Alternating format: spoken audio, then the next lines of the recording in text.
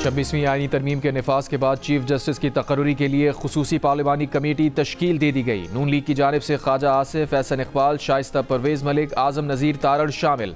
Peoples party की तरफ से राजा परवेज अशरफ, नवीद कमर और senator Farooq H Naik committee का हिस्सा। MQM की जानिब से राना अंसार और JUI से कामरान मुर्तज़ा कमेटी में शामिल। तहरीक इंसाफ की जानिब से बैरिस्टर गौहर अली खान, साहिबजादा हामिद रजा और सेनेटर अली जफर खुसूसी पार्लिमानी कमेटी का हिस्सा। चीफ जस्टिस की तैनाती के लिए कायम खुसूसी पार्लिमानी कमेटी का इजलास आज शाम 4 बजे पार्लियामेंट हाउस में होगा।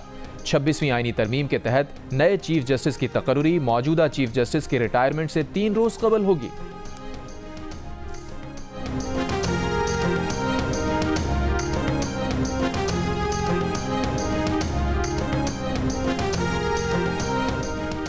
पाकिस्तान तहरीक इंसाफ का खुसूसी पार्लिमानी कमेटी के इजलास से अलग रहने का फैसला। 26वीं आईनी तरमीम में पार्टी पॉलिसी के खिलाफ वोट देने वाले अरकान के खिलाफ कार्रवाई की मंजूरी। पार्टी से रवाबित मुनक़ता करने वाले दीगर अरकान को शो कॉज नोटिस के इजरा की भी मंजूरी।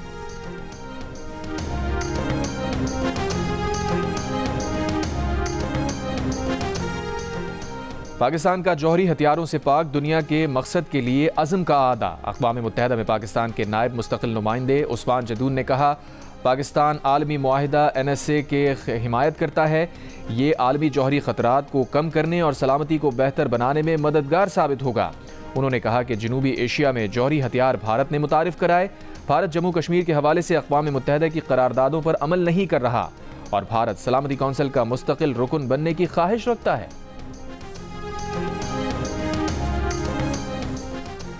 IMF का पाकिस्तान पर इस्लाहात के मुस्तकिल निफाज पर जोर। पाकिस्तानी वफ्द की वाशिंगटन में IMF डायरेक्टर जिहाद अज़ौर से मुलाकात। हाल ही में मंजूर $7 अरब के तौसीई फ़ंड सहूलत पर इज़हार तशक्कुर। जिहाद अज़ौर के प्रोग्राम के कामयाब आगाज़ पर पाकिस्तान को मुबारकबाद। IMF डिप्टी MD केंजी ओकामोरा से भी मुलाकात हुई। पाकिस्तानी वफ्द अल्वारेज एंड मार्शल से भी मिला। अंदरूनी बैनुल-अक़वामी कैपिटल मार्केट्स और बैरूनी कर्ज दहंदगान तक रसाई बहाल करने के तरीक़ों पर गौर। पाकिस्तानी वफ्द में सेक्रेटरी ख़जाना इमदादुल्लाह बोसाल और governor state bank Jameel Ahmed शामिल थे।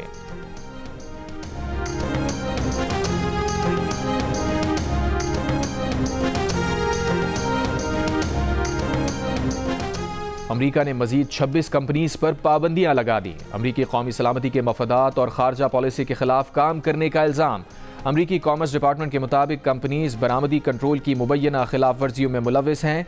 कंपनियां ईरान, रूस, चीन और एक जनूब एशियाई मुल्क के मौलिक हथियारों के प्रोग्रामों में मुलविस हैं। बैरूत के हरेरी अस्पताल के करीब इसराइल का फ़ज़ाई हमला, 4 अफराद जाँ बहक, 24 जख्मी।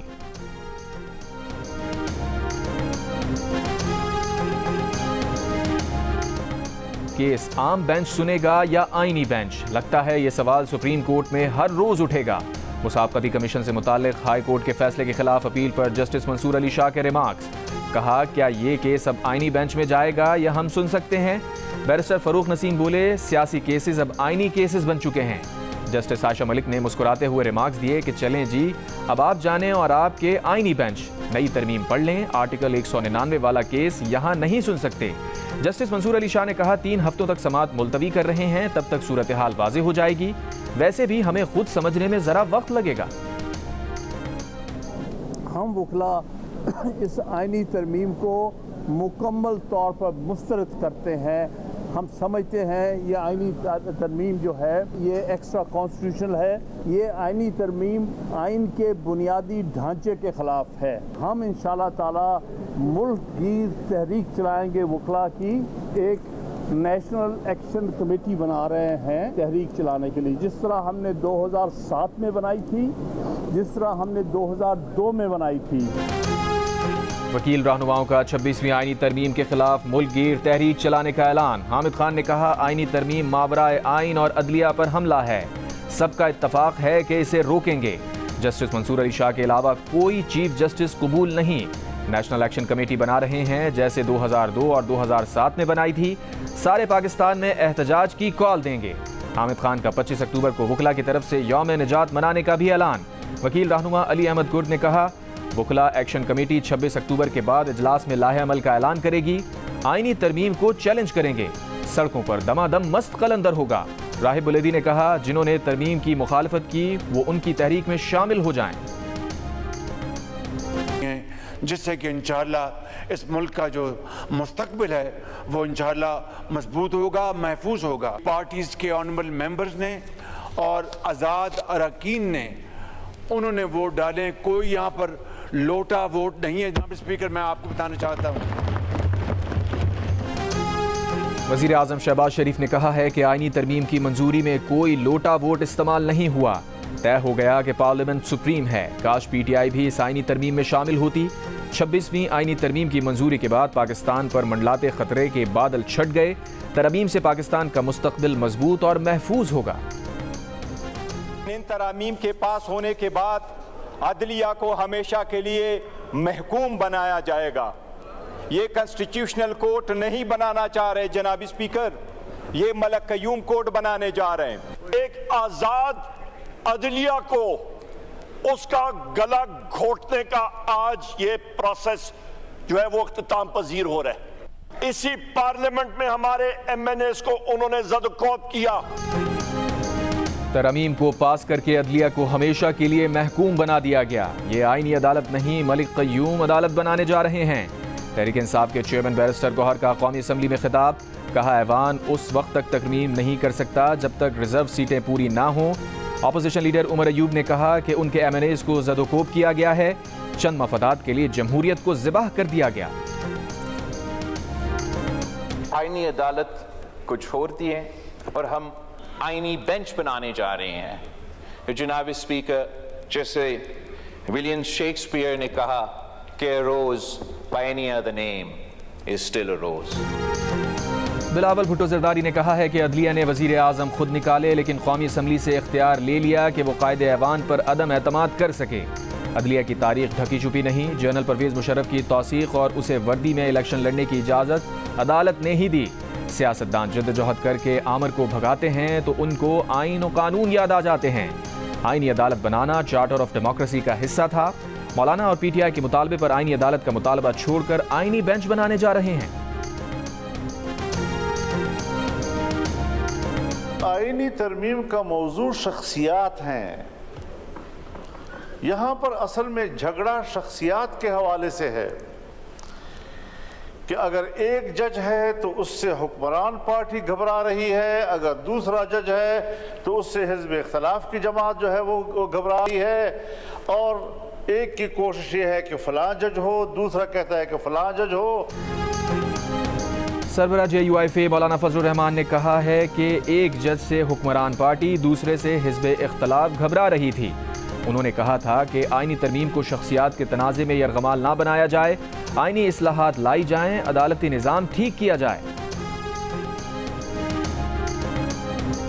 जब भी हम इंशाल्लाह अवाम मैंडेट देगी और हम आएंगे, ऐसी तरामीम को नहीं मानते, हम इनको मुसरत करेंगे, ख़त्म करेंगे। जिन जिन लोगों ने वोट दिया या जिन लोगों ने वोट तो नहीं दिया लेकिन इमरान खान की पीठ पे छुरा घोंपने के लिए उस सफ में खड़े हुए, इंशाअल्लाह आज रात तक उन सब के नाम आ जाएंगे और हम किसी ऐसे बंदे को नहीं छोड़ेंगे।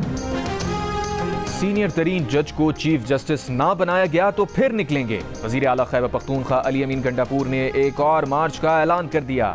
असम्बली से खिताब में कहा, गैर आईनी तरमीम करके अपनी मर्जी का जज लगाने का प्रोग्राम बनाया गया है। ऐसा नहीं हो सकता कि आप जो करें कोई पूछने वाला नहीं। हम तैयारी करके फिर एक सोच के साथ आएंगे। रात के तरमीम डकैती है, हुकूमत ने आज़ाद अदलिया पर हमला किया है। जब भी आएंगे इन तरमीम को ख़त्म करेंगे। ये भी कहा कि लोगों ने अपनी वफादारियां बदली, उनसे हम भी पूछेंगे, कौम भी पूछेगी। मीडिया से गुफ्तगू में अली अमीन ने कहा, अदलिया की आज़ादी की जंग पूरी कुव्वत से लड़ेंगे और ये जंग जीतेंगे।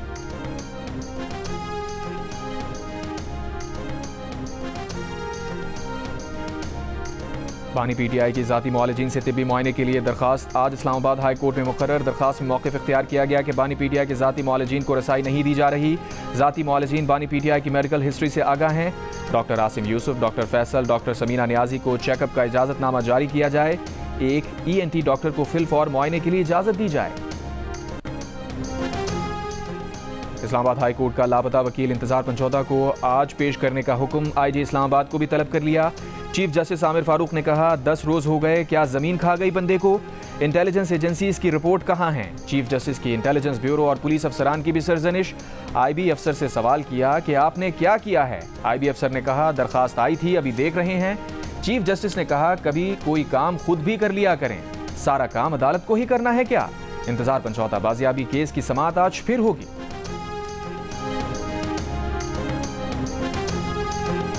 खैबर पख्तूनख्वा हुकूमत ने पुलिस तरमीमी बिल 2024 वापस लेकर नया तरमीमी बिल पेश कर दिया। नया बिल मंजूर कर लिया गया। तरमीमी बिल के तहत अमन व अमान से मुताल्लिक़ वज़ीर आला के इक़दामात पर अमल दरामद लाजमी होगा। वज़ीर आला को पुलिस के अमूमी और खुसूसी उमूर से मुताल्लिक़ बाखबर रखा जाएगा।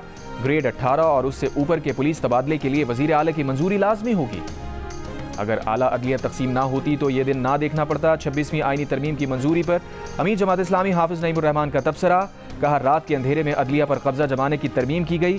कानूनी मुशावरत कर रहे हैं कि 26वीं आईनी तरमीम कैसे चैलेंज की जाए। अमीर जमात इस्लामी ने कहा अदलिया के जज अगर पार्टियों के तर्जुमान बनेंगे तो यही होगा। PTI मुज़ाकरात के आगाज में शरीक ना होती तो अच्छा होता। PTI क़यादत कुछ और, बानी PTI कुछ और कह रहे थे।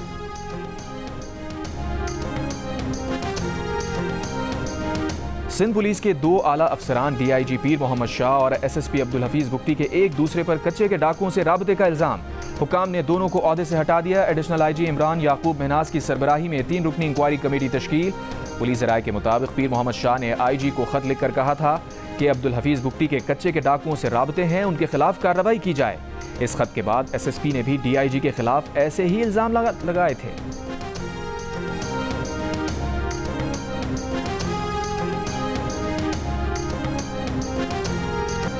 पुलिस के हाथों मावराए अदालत कत्ल किए गए डॉक्टर शाहनवाज केस की तहकीकात FIA से कराने का हुक्म मीरपुर खास की अदालत ने करार दिया। FIA तहकीकात की निगरानी कौमी कमीशन बराए इंसानी हुकूक करेगा।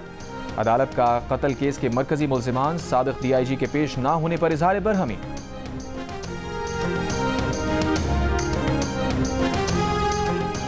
कसूर महकमा जेल की लेडी कांस्टेबल फायरिंग से जाँ बहक। पुलिस के मुताबिक लेडी कांस्टेबल के घर के बाहर 2 ग्रुप्स में लड़ाई हो रही थी। लेडी कांस्टेबल के मना करने पर एक मुल्जिम ने फायरिंग कर दी। फायरिंग से लेडी कांस्टेबल जाँ बहक, एक राहगीर जख्मी।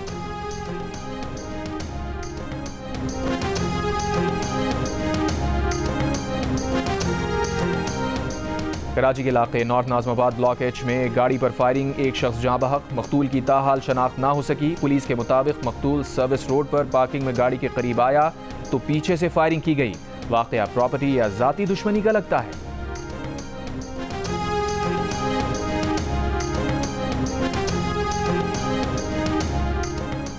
फ़लस्तीनियों की नस्लकुशी में मसरूफ़ इसराइली हुकूमत की गज़ा वालों को अपनी ज़मीन से हमेशा के लिए बेदखल करने की धमकी।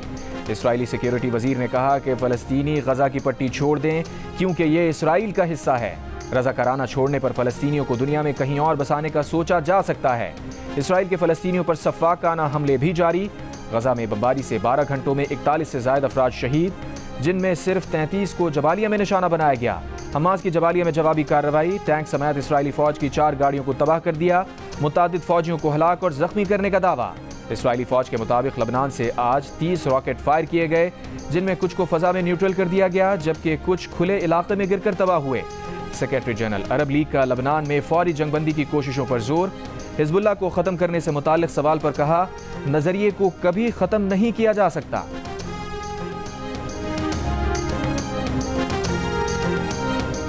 और ईरान ने कहा है कि बाइडन की बर्लिन में ईरान पर हमले के इसराइली प्लान पर गुफ्तगू इश्तियाल अंगेज़ है। अक़वाम मुत्तहिदा में ईरानी मिशन ने सलामती कौंसिल को ख़त में कहा बाइडन के रिमार्क्स इसराइल की फ़ौजी जारिहत की मंजूरी और हिमायत की निशानदही करते हैं। अमरीका ईरान के ख़िलाफ़ इसराइली जारिहत को भड़काने और उसे फ़ाल करने में अपने किरदार का ज़िम्मेदार होगा।